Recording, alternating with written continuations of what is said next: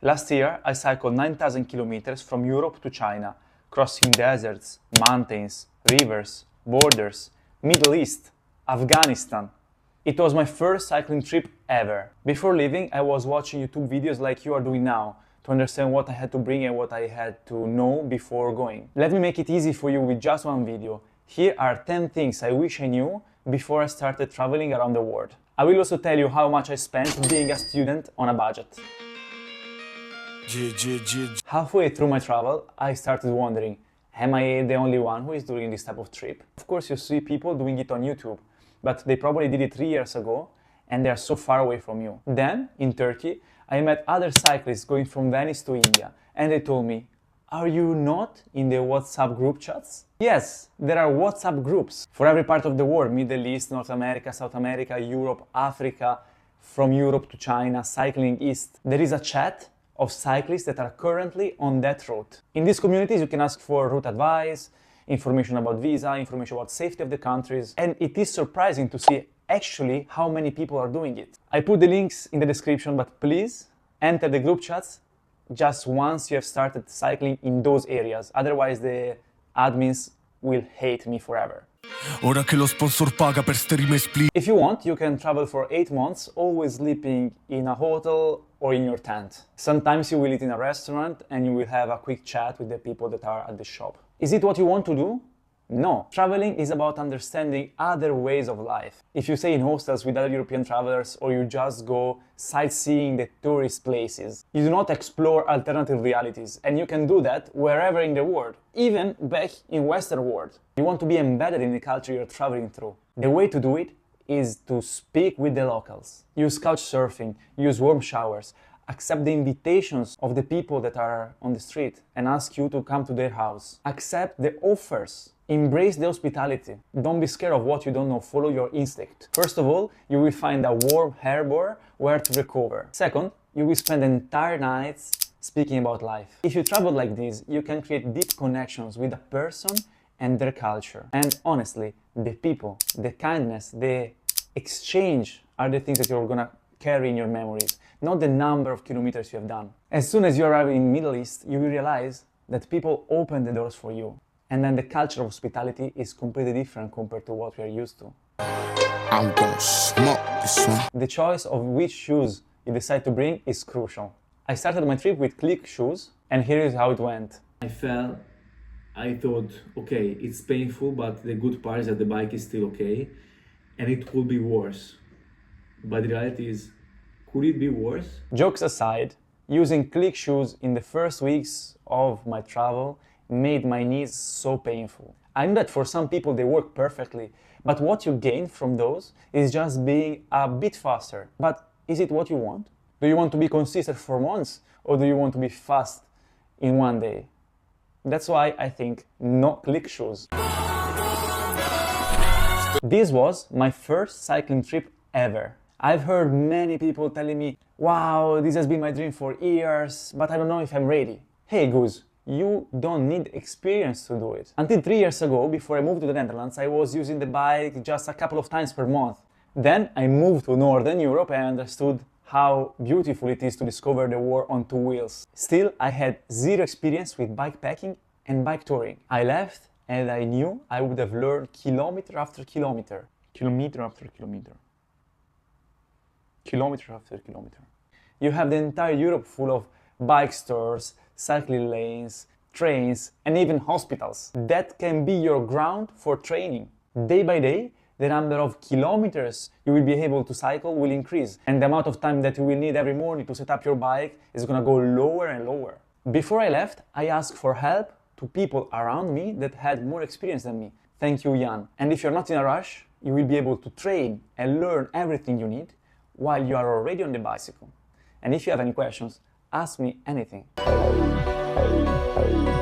Wait, experience is not important, that's true. But if I could go back, I would definitely try my setup at least once before I left. This is something I didn't do, and indeed, not knowing how to use a GPS Garmin, I was going at a good pace.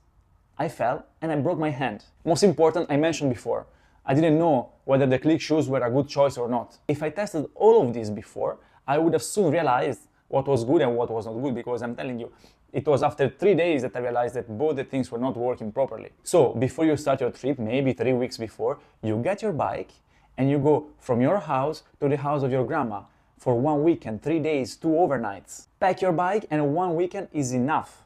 You test your tent, you test your cooking set, you test the amount of water. Don't get me wrong, it's not gonna be perfect. You're gonna change it every month because flexibility and change is the core part of living on the road. Still, you will have a better idea about weight and problem, and you will save yourself knee pain. Do stretching 5 minutes every night, back and legs. You will thank me later. Every 3 to 5 days I got my commute app and I plan the path for the next days. When you have a premium account, the app itself is gonna choose the least trafficked roads. Of course you can change the settings because, for example, in Afghanistan I was very happy to be on highways since there was no asphalt also in the highways. Imagine outside of them. I think that Komoot is the best app for this, even if of course it makes mistakes. So the most important thing is going back to the second point. Ask to locals. Also, ask to locals, I have to go from point A to point B. What is in the middle? What should I see? They will tell you way better than top 10 things to do in Iran on Google can tell you. And this is also why you should not plan your entire route from the beginning. You will change the route anyways, because maybe Azerbaijan is gonna close the land borders, or because maybe Turkmenistan is not gonna give you the transit visa. So, all of a sudden you will find yourself cycling through Middle East and finding out that it is great. Of course, everybody starts with an idea, but embrace the flow and model your future day by day. Not planning the route allows you to chill when you want to chill, to rest when it is time to rest. Each hike if you don't feel like being on the highway anymore. Remember that cycling becomes your life, so it must be enjoyable. If you plan tightly, for example, you want to cycle 120 kilometers per day, it will not be a travel, but it will be commuting to work. And if it is so, you can also do it in Germany. Take your time. Myself, I had a fixed schedule because I wanted to go back to university. So that was not the best for me. The best is to start not knowing when the end will come.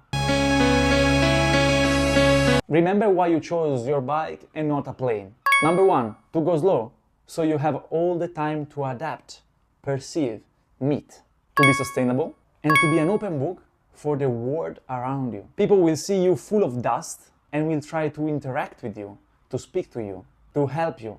There is not the metal of a camper van dividing you from the external world. You are there, in the middle of the road, under the sun or the rain. The question here is it safe?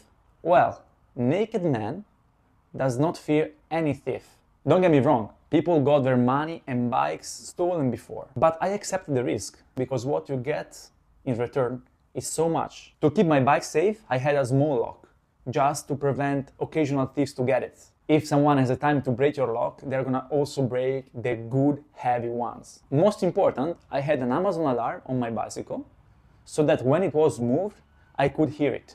It never happened, but I left the bicycle outside of the tent, for example, and if someone tried to catch it, I would have heard it in the middle of the night. Finally, all the valuable things were in my backpack that I could remove and carry with me even when I was just going to the shop. So money, passport were always with me wherever I was going.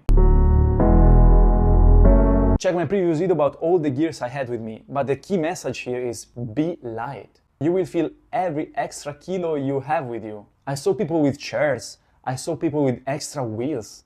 Chill! You can find everything you need on the road if you are able to adapt to it. Keep in mind that usually high quality gears are less spacious and more durable. For the bike choice, I believe that it is very personal, but in my experience, a gravel bike is the best compromise. Touring bikes will not allow you to go off-road, and I mean, if you are in Western world, it's okay, but when you go out from Europe, of course, touring bikes are so comfy in the long run. Mountain bikes, suspension is something else that might break. Myself, I had a giant tough road. I got it second-hand from Facebook Marketplace. It is extremely solid, but not the best posture-wise. Please don't bring old repairing tools with you. Money, the moment everyone was waiting for. Money, how much did I spend? The bike was from Facebook Marketplace and I paid for it 400 euros. Traveling gears like my tent, my sleeping bag, and the cooking set, I spent 440 euros. Here is the point. I asked my aunt to help me with it. She works for a mountaineering company, so nothing related to bicycle. But in some ways, we found solutions. I was on a budget, and when you're on a budget, you must be creative. And it is possible. For clothing, and most of them I had already, I spent in total 140 euros. For bike bags, tools, and other bike-related things, I spent in totals 200 euros. For other technological stuff like my ebook and my power bank, I spent around 70 euros. And not everything came back with me. So I met Nastaran, she was hosting me in Afghanistan, and she told me, I have to read my books on a phone because due to censorship, we cannot buy books from Russian writers that we really like. So we started to speak about Bulgakov, about Dostoevsky, about Tolstoy, and then I thought, well, do I really need my ebook? So now Nastaran is reading her books on the ebook I brought from Europe. Including all the subscriptions for couchsurfing, warm showers, commute, I spent in total, before the trip, 1,250 euros.